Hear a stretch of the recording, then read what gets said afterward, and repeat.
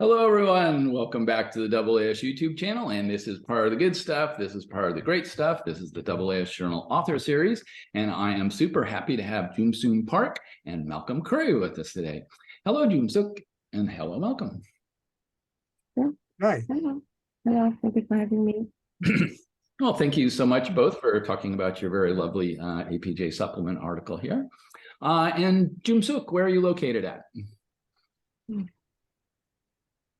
Actually, I live in St. John. Yeah. My affiliation is recently I changed my new affiliation with Chungnam National University.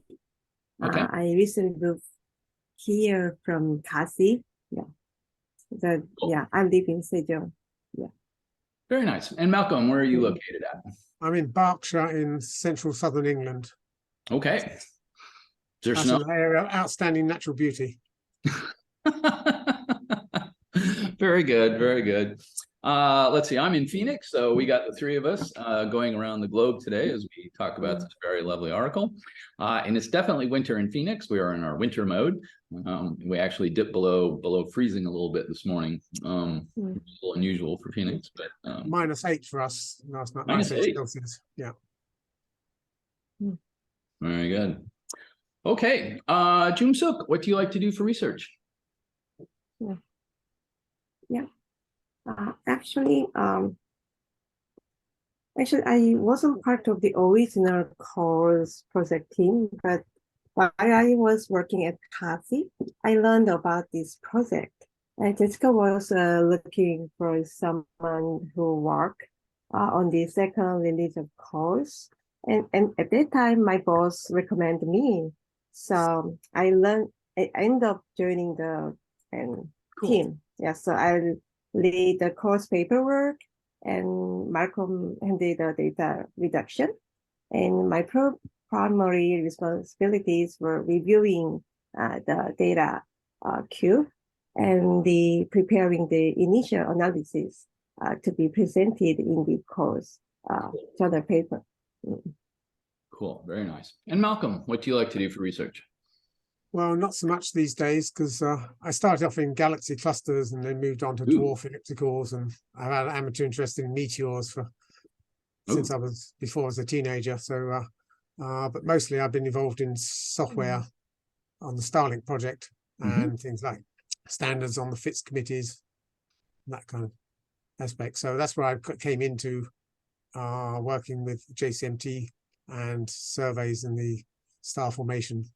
That wasn't really my expertise at all, but I knew something about software and how to manipulate data. Very cool. Very cool. All righty. And that is going to take us to this very lovely APJ supplement article. 13CO, 3-2, high resolution survey, COHRS of the galactic plane, complete data release. And Geumsook and Malcolm, take us away. Who wants to start off? Who wants to give an intro? Geumsook. Well, shall I start? I will start. Okay. Yeah. And the COHRS survey, which stands for the 12C2 high resolution survey, part of the Milky Way galaxy in the first quadrant here. And it was done using JCMT HARP instrument on the JCMT telescope in Hawaii. And the final data release has an angular resolution of 60.6 arcseconds and the velocity resolution of 0.635 km/sec. And we achieved the mean RMS of about 1.6 Kelvin. And then and the molecular hydrogen is the most abundant molecule in the molecular ISM, but it is very stable at low temperatures. So And so it cannot be observed in wavelengths. So CO is an important tracer of the molecular ISM. So it is relatively easy to detect in radio wavelengths, and it can trace the ISM with the temperature raising from 10 to 100 Kelvin. Okay. So observing different isotope logs and rotation conditions of CO can provide a lot of valuable information about the ISM. And for instance, 13CO and C18O are less common than 12CO. So they trace colder and denser region of the ISM. Mm-hmm. By comparing the ratios of these isotopologues of to 12CO, we can infer the density and temperature and the optical depth of the gas. Mm-hmm. And additionally, observing different rotations of CO can give us different insight about the ISM. For example, the CO or CA1 transition can trace the overall distribution of molecular gas in a galaxy, while CO3 to transition can trace denser and warmer region of the ISM. Okay. So observing different transition and isotopologues of CO also provide information about kinematics of the ISM, such as the gas velocity and turbulence. So in summary, observing different CO isotopologues and transitions can give us some more complete understanding of the ISM and helpful understand the properties of molecular gas in the galaxy and how it relates to other ISMs. So they are each complementary. So please, please. Yeah. I want to see table 1. Figure 1, yes. And you get there, figure 1. No, table 1, I think. Oh, table 1, I'm sorry, my bad. I'm sorry, table 1, please. Yep, my bad. Table 1, there we go. Surveys in the first quadrant of the first quadrant.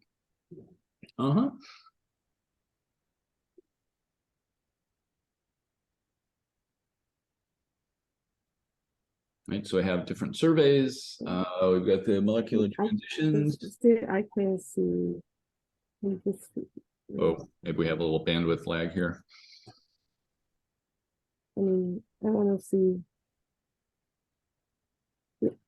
It's okay. Actually, I want to see page 2 in table 1, but I can still page 3. Yeah.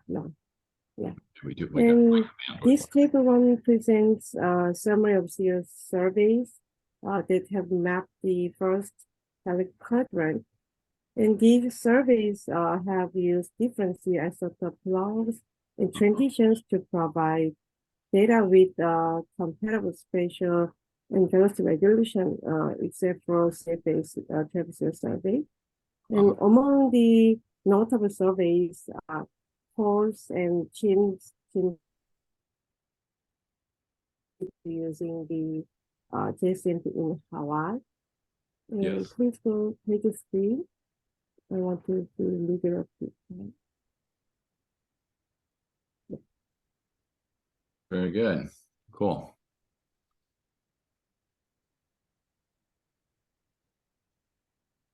Okay, so these are the different surveys, different examples of ones. Please go page 3. I'm sorry, one more time. Go page 3, please. Figure 1. Next page, please. Okay, you're breaking up a little bit. I mean, Do you want to go figure 1? Yeah. Right. Big one. Okay. Yeah. Okay. No, this page is okay. Yeah. Page 3 is okay. Yeah, thank you. And my course observe 12 CO2, and this transition is expected in a warm and denser environment than 12 CO1, 2, and trace molecular gas, particularly gas that is likely to be more strongly associated with star forming reasons. Mm-hmm. Okay. Mm, Mm-hmm. and, I'm sorry, yeah. Not figure 1, just go figure 3 is okay. Yeah. Figure 3. Okay. So this is data release 2. Yeah. Figure Figure 3. Mm-hmm. Noise maps.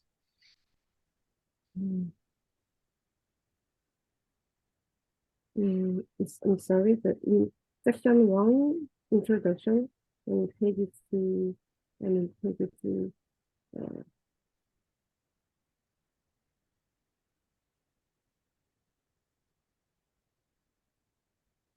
you still in the introduction now?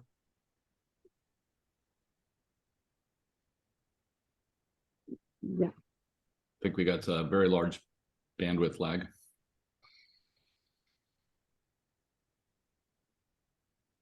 Mm-hmm.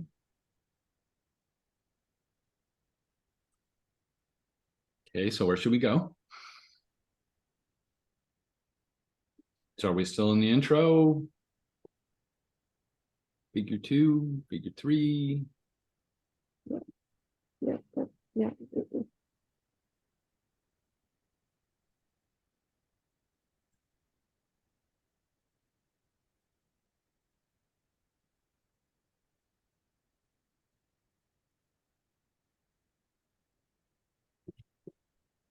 Okay. Let's talk about the results.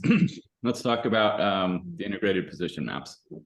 Okay, so figure 3, this is our noise. These are the noise maps. Yes. In figure 4, we have the signal to noise ratios. It's actually pretty good.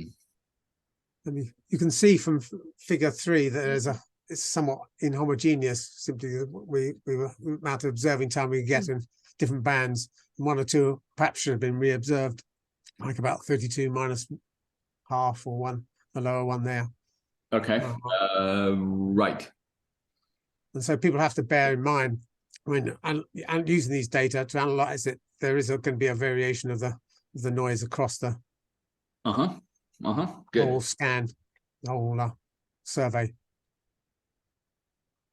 Good. So those are the noise maps. Then we got the signal to noise ratio. Yeah.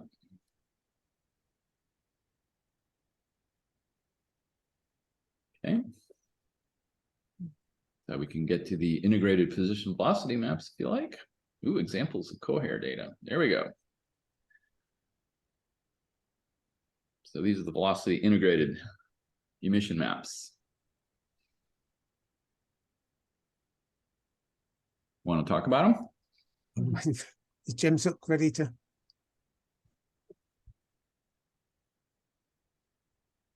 I think the bandwidth lag is large. Actually, this is the old. Mm-hmm.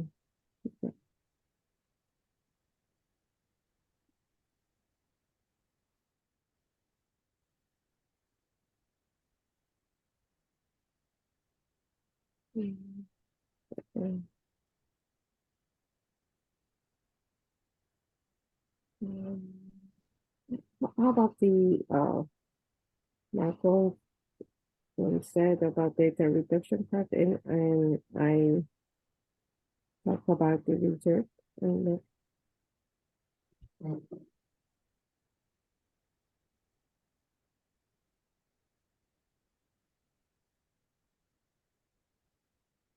So I talk about the data reduction then. Yes. If excuse me. or you want to this figure is after the data reduction part. So Okay, so let's talk about the data reduction.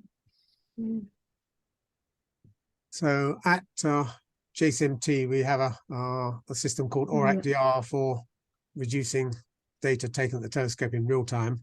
It also can be used for reducing data after the fact and tweaking, adding various parameters to rather than just automating it all, and just to at least get a first look and check your data are okay. So that's what it does. And this uses Starlink software, and these create data files that store not just the data array, but things like world coordinate systems, the variance, propagates errors, other things, effective time, exposure time, all those kind of aspects associated with the data. So it stores the metadata as well as the data array itself, all in one file. Okay, cool. And then at the end, when we jumping ahead, but in the end, we produce FITS files in multi-extension FITS, where each of these arrays is a separate extension, be it an image extension or a binary table if it's a more tabular information. If you go back to section, is it 2.5 or 3, or the data reduction? Let's go there. 2.5. Somewhere around about there. Somewhere in here. Anyway, so we use this the same recipe that we did before. The question of what's different from the first paper. And there were a number of problems with the data because we tried to get an early release of the paper. And so things like flat fielding wasn't done before. There was a major issue with the off position signals. That's where you move the telescope to another position. You subtract that from your current position in the sky, so you alternate through each row. So it scans a row, goes off to somewhere else, back again. Now, if you've got something in that other off position that's producing a signal, when you come to subtract it, you get an absorption line in the spectrum. And you don't want that because it's maybe if it's where your emission is from in the galaxy, or it's affecting the baseline as well. So these were some of the things that needed addressing in the data reduction. So I made some more improvements to the data reduction to deal with those aspects. Wow. And so nice. Yeah, it's also got more comprehensive. It's got we did re-observe some of the data to get the signal to noise improved there. In the paper there's a detailed description of this removal of the off position. It's proved problematic at times. I tried a number of methods rather than just say simply interpolating across the line as some people might have done, or as my colleagues originally suggested. If the absorption feature matches with the correspondent where there's an emission line, then you're reducing your signal from that, or you may overcompensate the other way. Right. So I don't know if I can share my other screen. Okay. Show you that example. All yours, Malcolm. Thank you.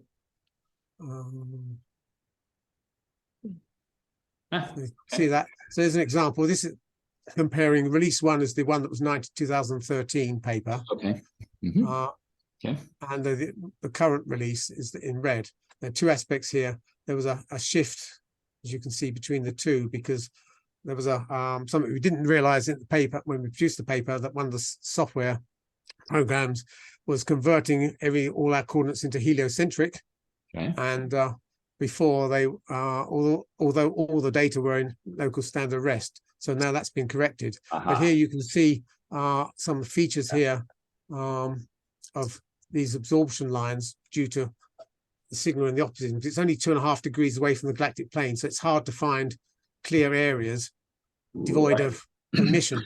So you see another cases. They're can be quite extreme. Oh yeah. So anyway, you get the idea. So you see, you can lose a lot of information there in your emission. So these are bit I've gone through in detail in the paper. I don't perhaps necessarily go through it here now, but a number of algorithms to try and remove this. Now, some of them worked quite well, but in other aspects they didn't. For example, where there's emission here, and I'm trying to subtract, find where this is. It's hard to discriminate between the two. Right. What's what?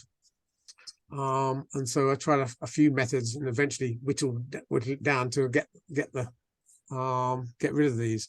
And in the end, it was the best way was using overlap regions between the scans. So when we observed lots of different regions, as you saw in figure 3. I'll just kill that. So get back to that. Let's take a look at figure 3. You can see that I think it's figure 3 with all the noise in. Yep.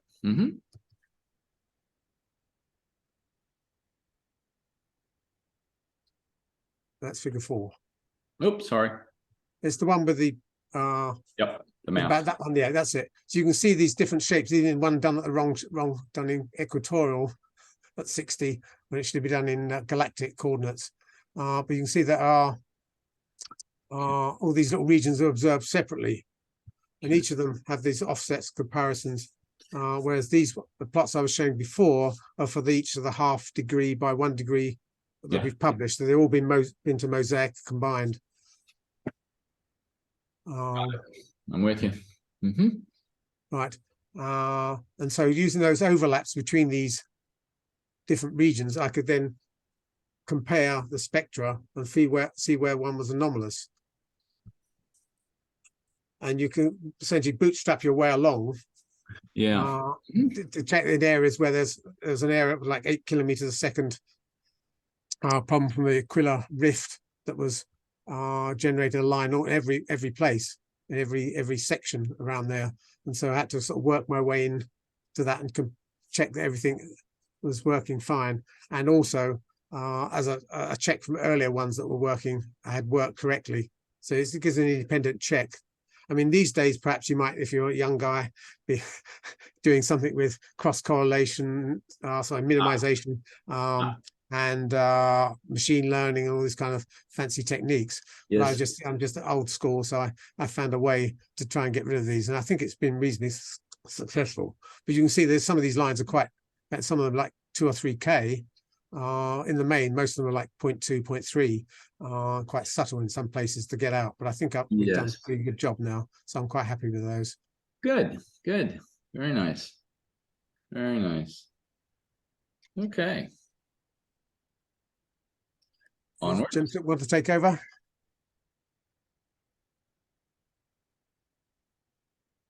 And then for the widget, I want to show the videos. First is page A, integrated position map. Please go to page A. Page 8, I think, is it? Page 8. Page 8, yes. Yes, anticipated. Yeah. We just have a little bandwidth problem, that's all.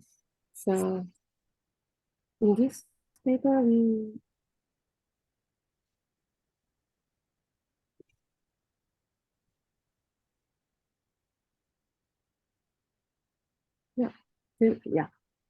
we presented the channel maps of 12 serious repeat emission with the velocity range of -50 to 150 kilometers per second, as well as an integrated map. And this is one of the example. And one interesting thing is you can see most of 12 CO2 emission in longitude degree in appears in negative latitude, which is likely due to the effect of the sun not being located at the true galaxy midplane. And this video, just go to next page, please. Next. And this picture, is also seen in the longitude range of 38 to 54 degrees. Okay, I'm with you. Yes. 5 and figure 6. Got it. Okay. Yeah. you can see 50 to 70 kilometers of channel map. You can see most of this of the galaxy. Yeah, very clearly. And Okay. also Huh. many prominent and bright regions are seen across the course area, including well-known star forming regions such as W43 was the previous page, and here W48 is near 43 degrees in longitude, and W51 at near 49 degrees. Yeah, very bright zero regions. Mm-hmm. And Right there. yeah, right. Right. And then Yep. next page shows position velocity maps. Good. Yeah. Oh, nice. I like this figure.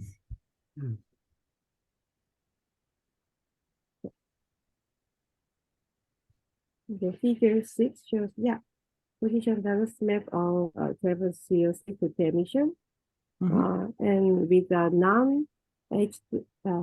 H2 regions and spiral arm lossy overlay. And traverse CO2 emission generally agree well with the spiral arm traces, and that H2 regions generally coincide with the CO bright regions. So you can see traverse here also shows large scales very well. Sagittarius. Here we go. And please go to page 15. Yep. Okay. I like that figure a lot. Figure page 15, did you say? Here we go. One more time. Yeah, 15. Yeah. We also discussed one-dimensional distribution of traversing traditions, comparing post-traversing frequency and frequency traversing 1 to 0 data. I want to skip this examples, and I want to show one-dimensional distributions.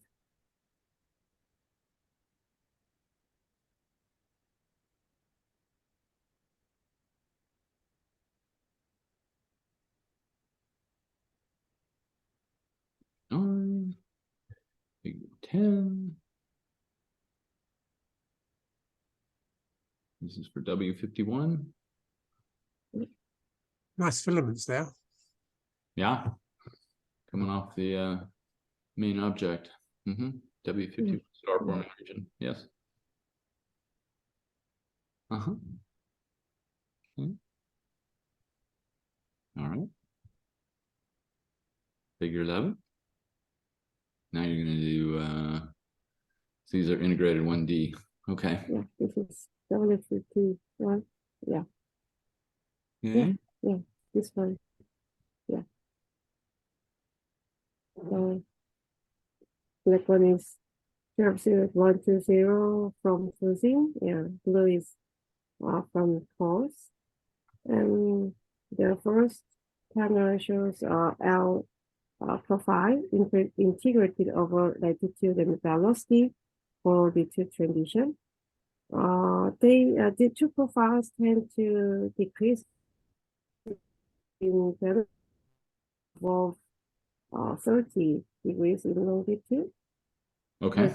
There are large fluctuations rather than smooth change in profile strength. Gotcha. And many caused by how many luminous velocity components or GMCs overlap in a line of sight.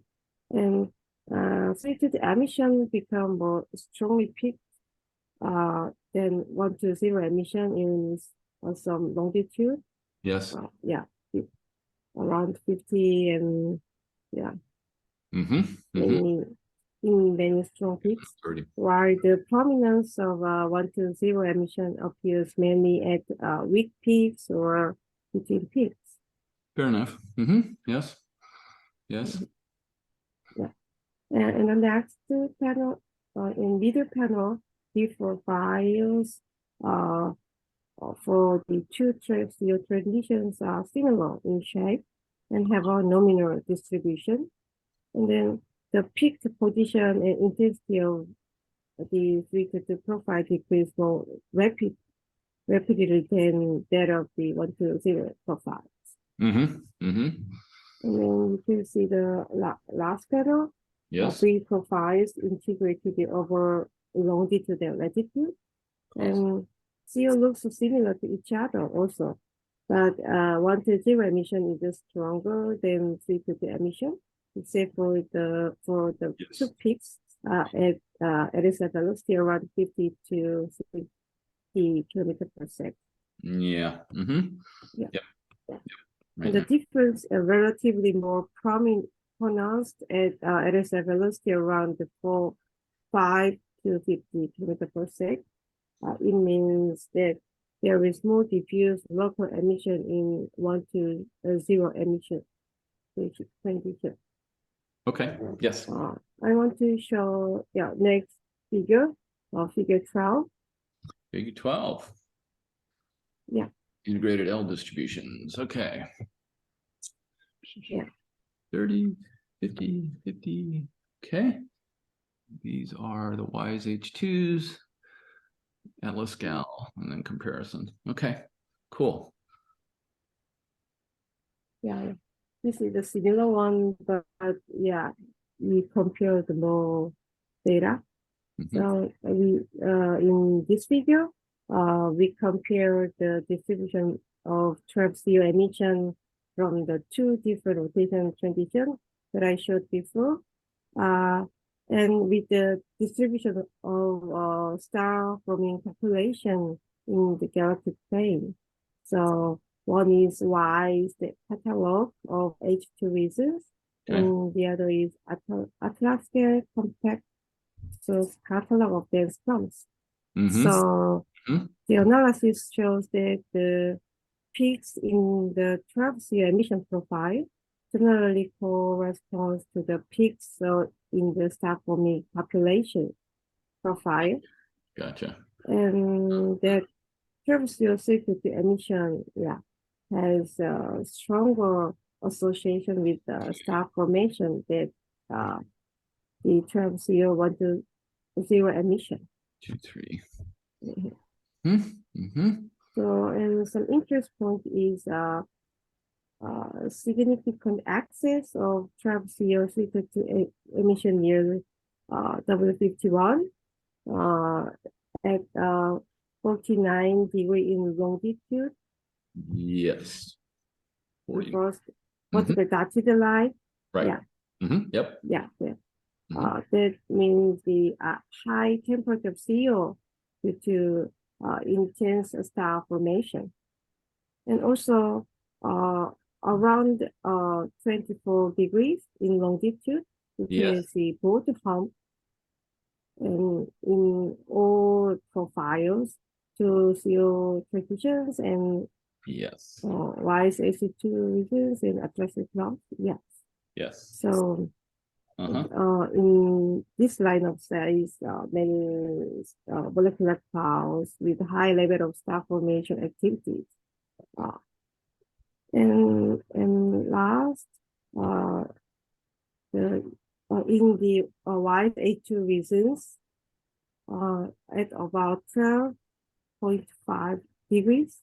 Okay, right here. Red lines, that one, Yes. Now you can see the peak in only the red lines, not the others. So this means this area might contain many old H2 regions or H2 regions that do not have measured velocity. So in this part, we can just replot or measure the H2 regions or plums the measured velocity. So maybe there are H2 regions not have a velocity information yet. Or there are many old H2 regions. Right. It's not doing there. So that's also I want to summary is, yeah. Scatter plots. In the summary section.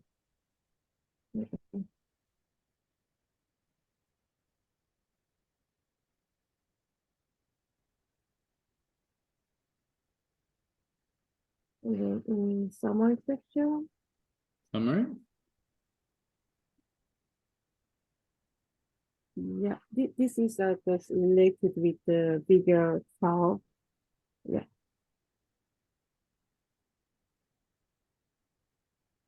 I think we're waiting for your bandwidth.